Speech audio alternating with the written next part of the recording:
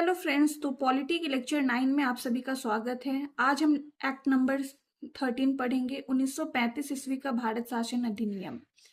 प्रांतों में द्वैत शासन समाप्त कर दिया गया और केंद्र में द्वैत शासन लागू कर दिया गया।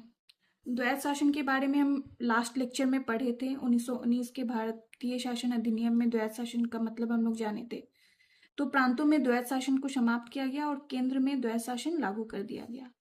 भारतीय संविधान पर सबसे ज्यादा इसी अधिनियम का पड़ा था। 1935 ईस्वी का भारतीय शासन अधिनियम जो था, उसका सबसे ज्यादा प्रभाव भारतीय संविधान पर पड़ा था। भारत में अखिल भारत संघ की स्थापना हुई। संघीय न्यायालय की स्थापना 1 अक्टूबर 1937 को न्यू दिल्ली में हुई।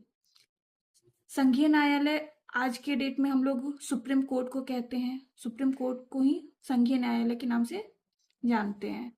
सांप्रदायिक निर्वाचन का विस्तार हुआ। अगेन लास्ट लेक्चर में भी हम लोग पढ़े थे। सांप्रदायिक निर्वाचन का मतलब होता है जिस वर्ग के लोग हैं उसी वर्ग के लोग को वो वोट देंगे, मतदान देंगे। जैसे सिख लोग सिख को ही देंगे, मुस्लिम लोग मुस्लिम को ही देंगे।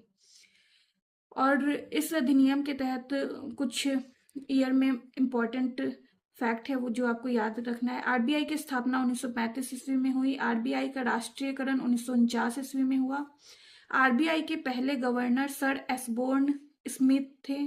आरबीआई के पहले इंडियन गवर्नर, आरबीआई के पहले भारतीय गवर्नर कौन थे? तो सर सीडी देशमुख थे। इस अधिनियम को पंडित जवाहरलाल नेहरू ने गुलामी पत्र कहा था। तो 1935 ईस्वी के भारतीय शासन अधिनियम में कुछ इंपॉर्टेंट पॉइंट है जो मैंने नोट किया है। आप चाहे तो स्क्रीनशॉट ले ले, नोट्स बनाए खुद से। और बीपीएससी टीआरडी 4 का एग्जाम जल्दी आने वाला है, तो मेरे इस वीडियो में आप लगातार बने रहें, सपोर्ट करें और मेरे लूसेंट हैक्स चैनल पे कमेंट कीजिए, सब्सक्राइब कीजिए, लाइक कीजिए। Thank you.